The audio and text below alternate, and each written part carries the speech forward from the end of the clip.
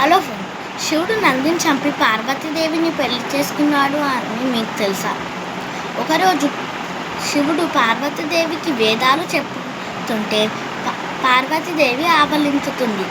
శివుడు, నేనింత కష్టపడి వేదాలు చెప్తుంటే నువ్వు ఆవలిస్తావా అని పార్వతీదేవిని శపించుతాడు.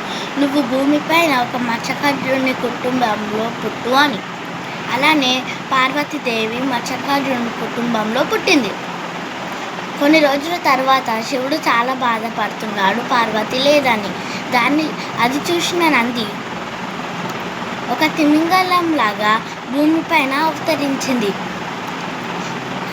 అలా అవతరించి ఆ మత్స్యకారుడు వాళ్ళ పడవలు మొత్తం నాశనం చేసింది.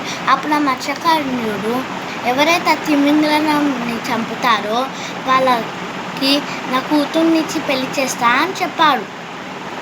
ఇది తెలిసిన శివుడు భూమిపైన ఒక మనిషిలాగా మారి వెళ్ళాడు. నేను ఆ తిమింగలాన్ని చంపేస్తా అని చెప్పాడు. సరే అని ఆ మత్స్యకారుడు నీళ్ళలోకి పంపించాడు. నీళ్ళల్లోకి వెళ్ళినాక శివుడు ఆ తిమింగలంని చూసి అది నంది అని అర్థం చేసుకున్నాడు. తర్వాత చంపేశాడు. తర్వాత మత్స్యకారుడు తన కూతురైన పార్వతీదేవినిచ్చి మళ్ళీ శివునికి పెళ్లి చేసేశాడు. Thank you friends.